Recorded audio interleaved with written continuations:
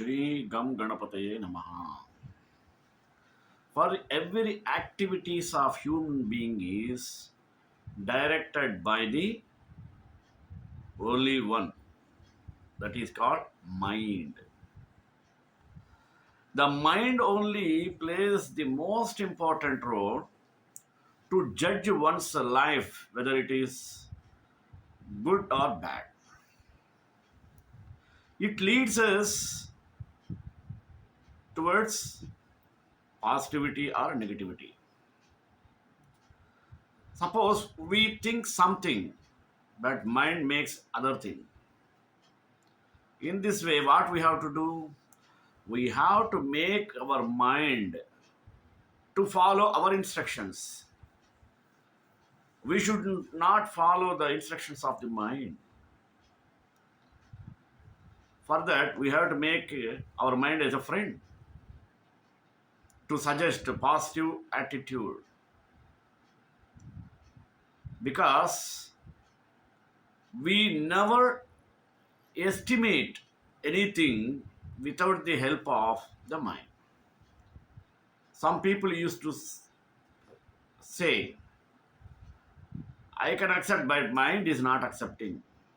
You might have heard it, na? He can accept, but his mind does not accept. I can accept it, but my mind does not permit it. Why? He is not considering himself. He gives importance to the mind, but he feels both are different. It's a foolishness. Both are same. When you control your mind, it will listen your words. When mind controls you, you have to listen mind's words. Therefore, our ancestors made a principle of Shama, Dama, to control the senses, to control the organs. Moreover, Patanjali also said in Yoga Sutra, Mana eva manusyanam karanam bandhamokshayu. The mind is the only cause for bondage or liberation. Nothing is there. We have to make our mind like a friend. At the same time, you cannot directly instruct. You have to gradually adopt the mind to follow the instructions given by you, whether it is good only. Otherwise, you cannot survive on this earth if you follow according to your mind says. Mind setting is one of the major part to enlighten our life or destroy our life. Therefore, our motto should be always make our mind befriended. In this regard, when your mind is finally calm and you begin to get clarity. Otherwise, you cannot get clarity. At the same time, you should not give pressure to your mind, even thinking of different.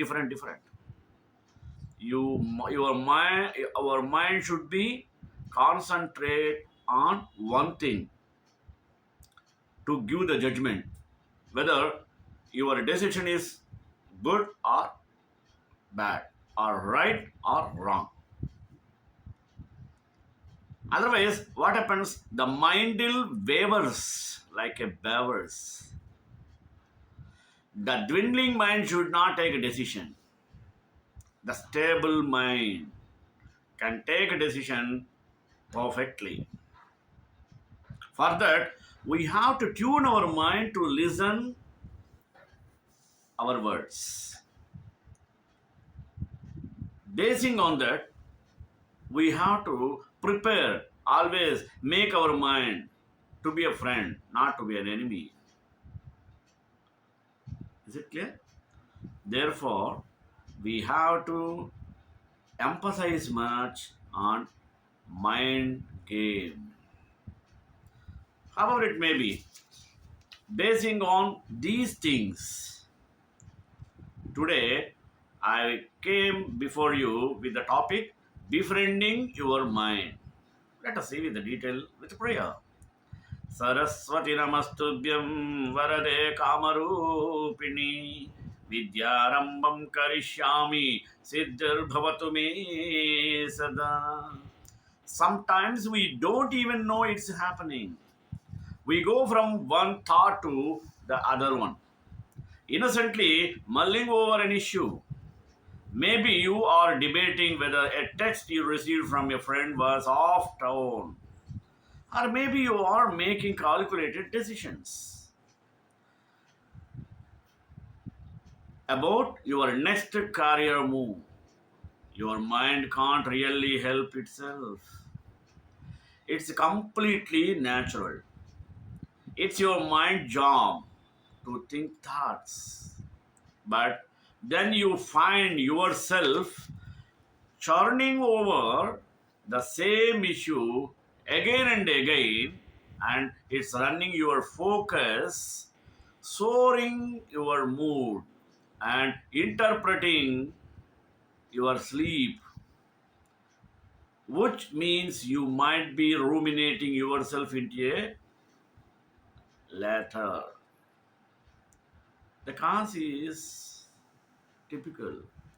Possibly it is that you are denying your inner voice. It's inevitable that our minds will toil over a decision here and there, but an issue has been taking up an unnecessary amount of mental energy. It could be that you are not listening to the most important person in your life. A ruminating mind can actually be your ally. It's stirring up shit for a reason, telling you that something might not be right. The problem is that we distract ourselves from this inner voice by unnecessarily scrolling through our phones or filling our schedules to the next. And by doing this, we neglect the part of the voice that might actually have the answers. Until we have given the mind space to distill whatever issue we are dealing with, it will continue to invade our mental energy. Once we can lean into what our gut is telling us and what our emotions are pleading to let us know, the ruminating mind will more likely subside. Rather than getting frustrated with the ongoing mental racetrack, try to do the opposite. If your mind is shouting so loud that you can't focus, hear it out. Take a minute or an hour to sit with it. Hand it to a microphone. In this regard, we have some more tips. Let us follow it. First, listen to your inner whispers. Your mind has two parts, the chatty mind and observing mind. The chatty mind is made that we often associate with business, rumination, and anxiety. We call it the monkey mind. It unintentionally goes from thought faster than we can even digest. The observing mind, on the other hand, simply observes what the chatty mind is doing. It sounds something like this. Okay, now you are stressing about that work deadline. Now you are thinking about that argument that really upset you and what to do next. Now you are thinking what to make for dinner. The observing mind notices that the chatty mind is running off, and that is half the better. Once you tap into your observing mind, you can keep your chatty mind from going down to many rabbit holes. The observing mind is like a muscle. The more you use it, the more weight it can hold. So, when the observing mind catches the chatty mind being chatty, you can calm it right down and bring yourself back into the present, which gets you out of that swirling headspace, even if just for a few seconds. It's like your mind catching a breath of fashion air, and that allows you to become not only more present to the mind but also more acutely aware of what is saying. It allows you to tap into the wisdom you already have. Second, breathe.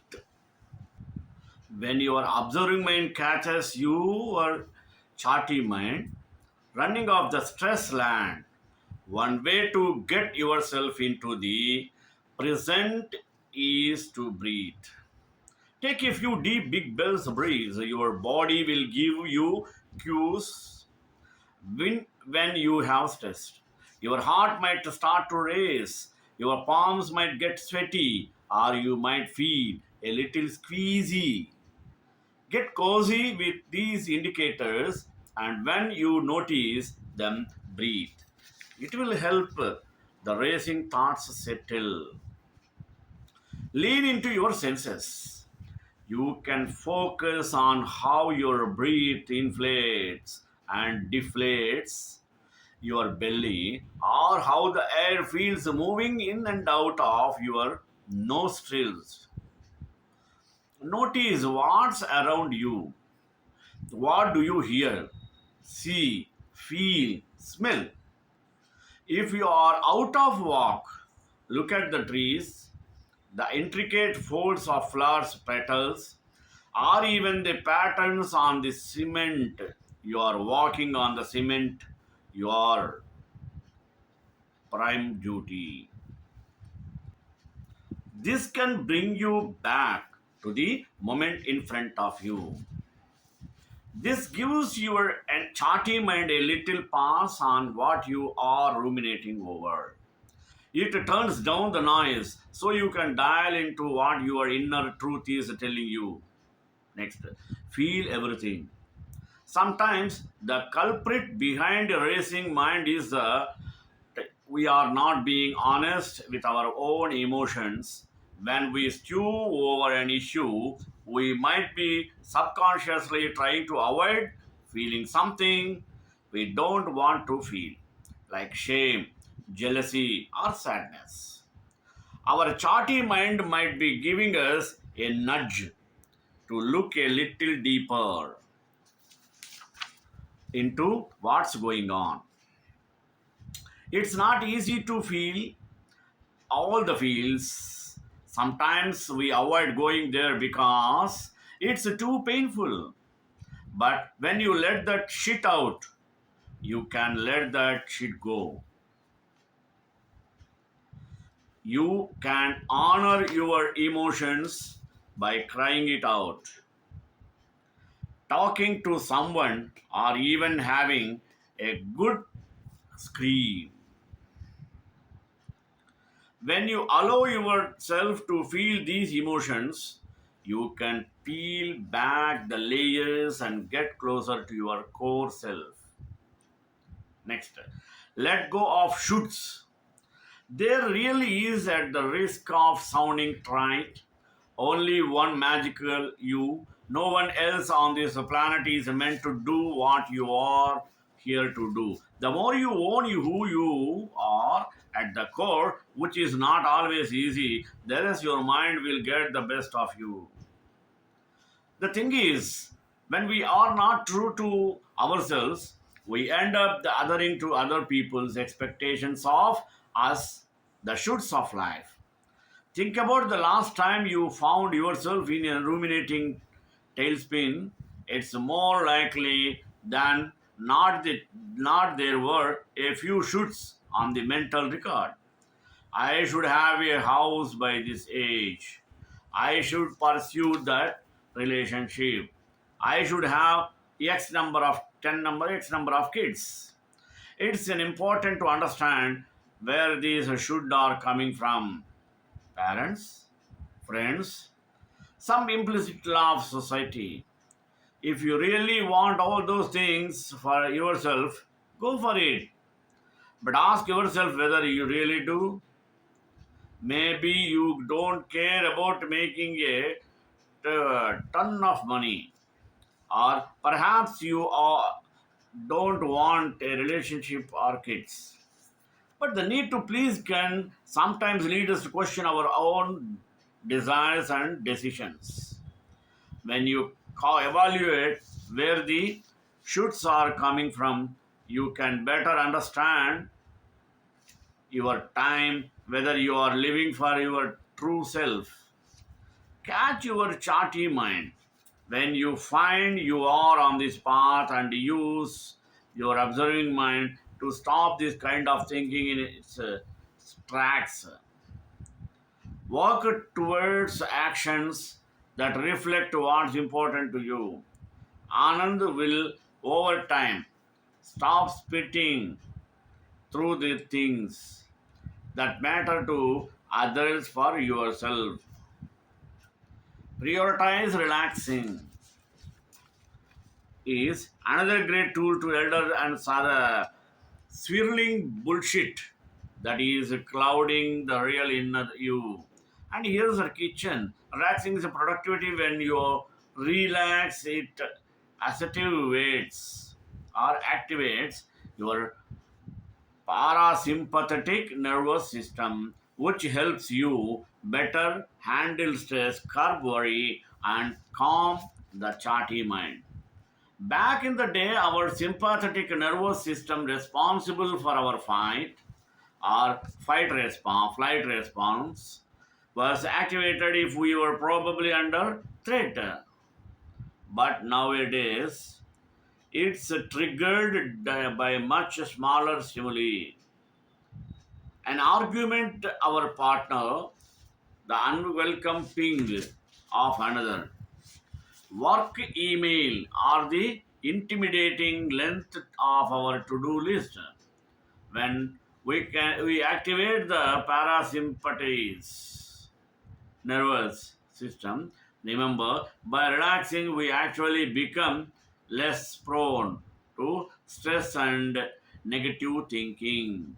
So take that bath, meditate, watch Netflix, go for a hike, and just feed your soul without guilt. Because once you have taken the time for yourself, the inner you takes note. You're building self trust by doing things that are important to you, and your presence is also need to me. You will notice how much you and everyone around you benefits from that rejuvenated state. You will have more patience, compassion, and energy.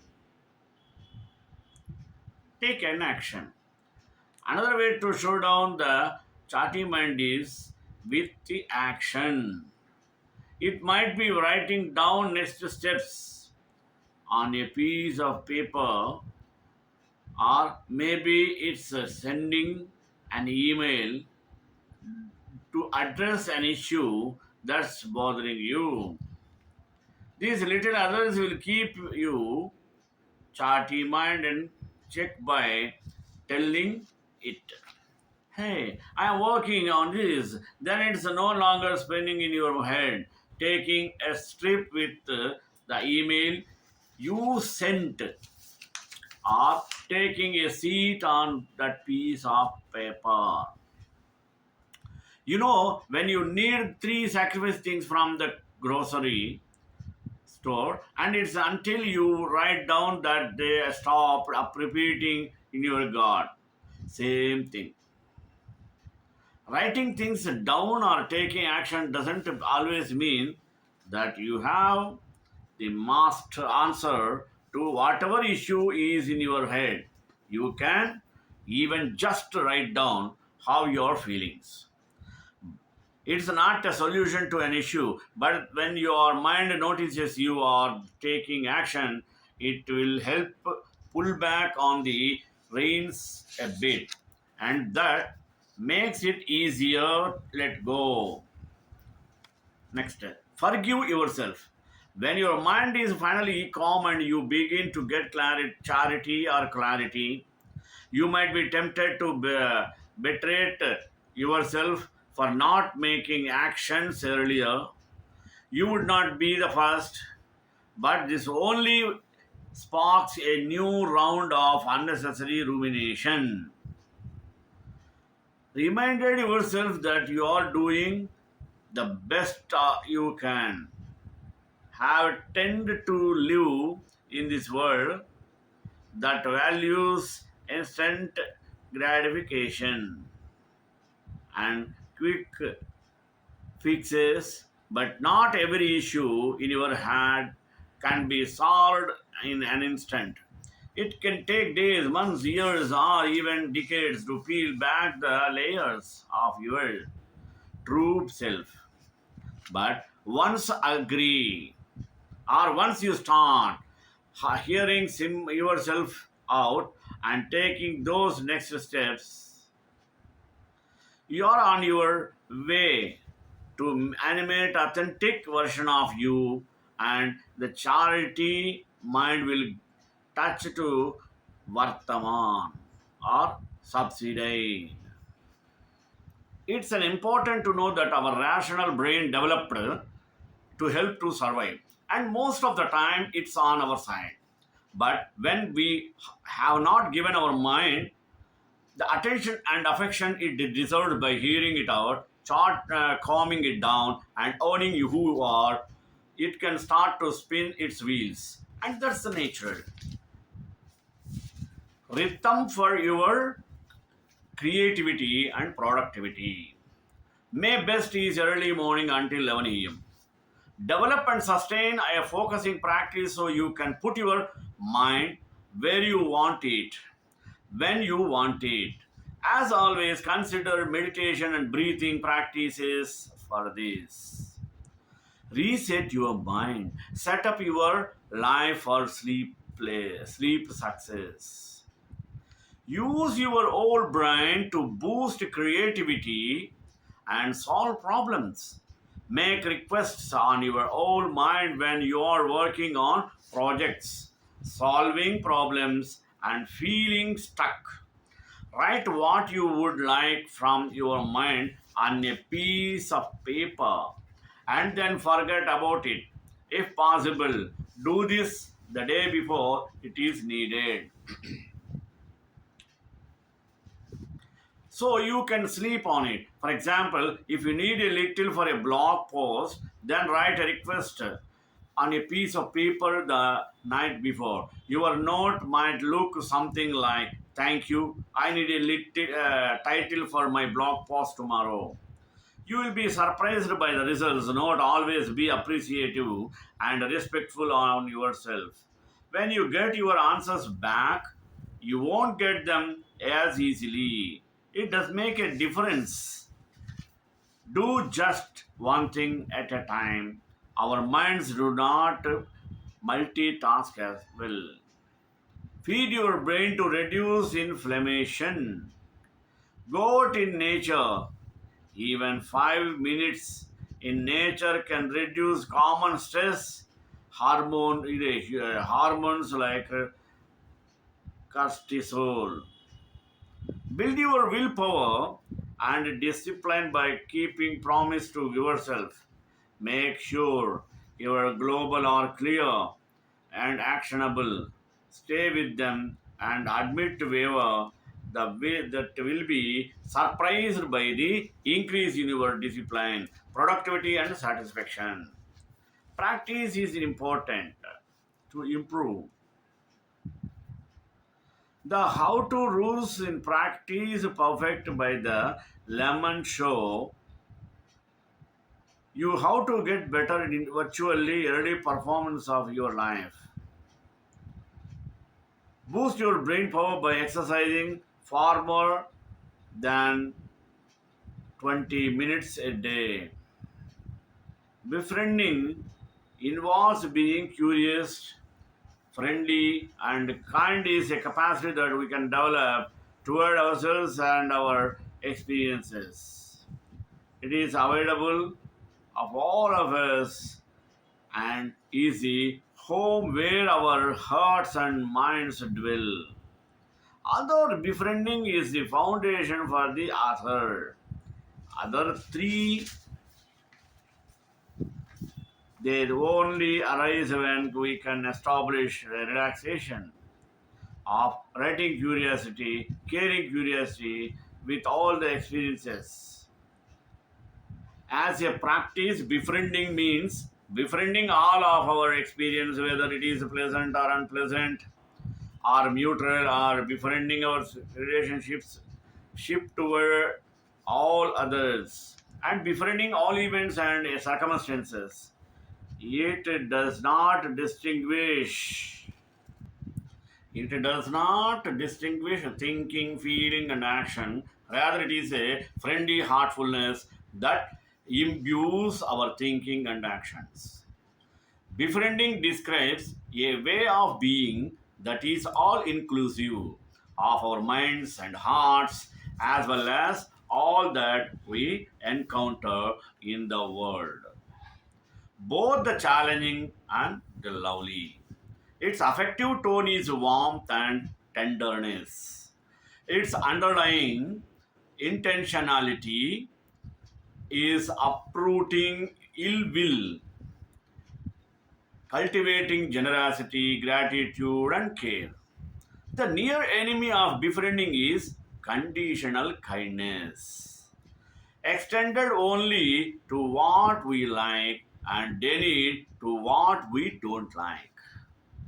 The far enemy is ill will, resentment, and hatred.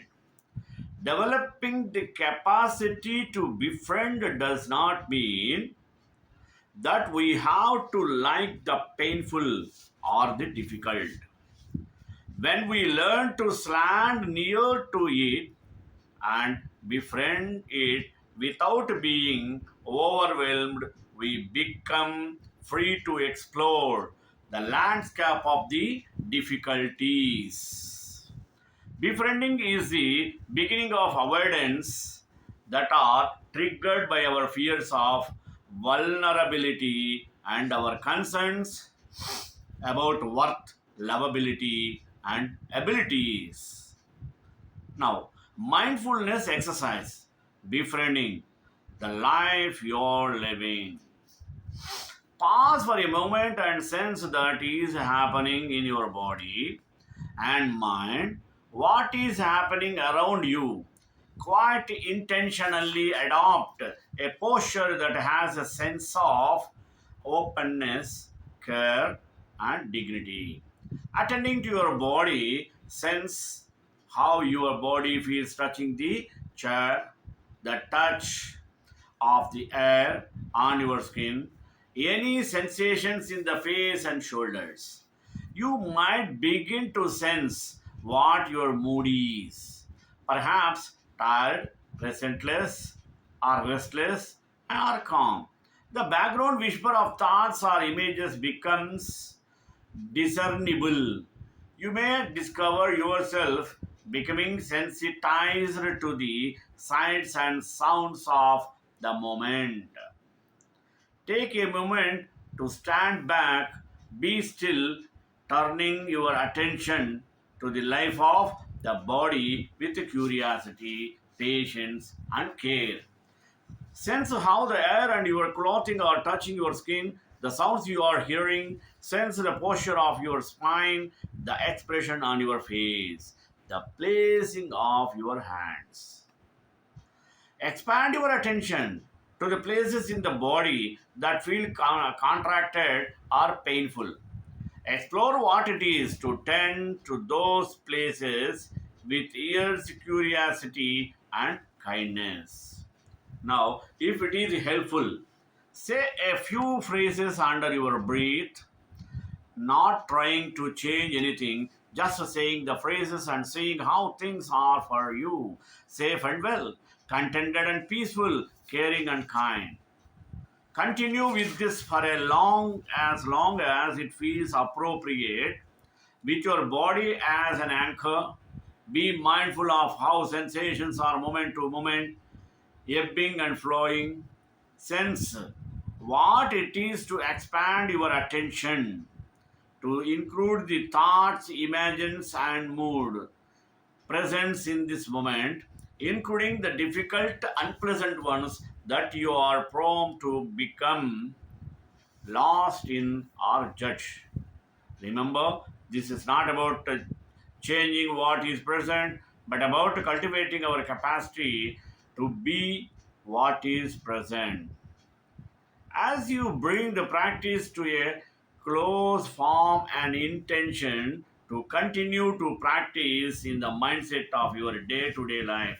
Shrekantai Kalyanani Deni Dedram Divinivasa Srinivasaya Mangalam Mangalasar Madaचार्य Purogamai Sarvaesha Purvairacharye Satrutayastu Mangalam.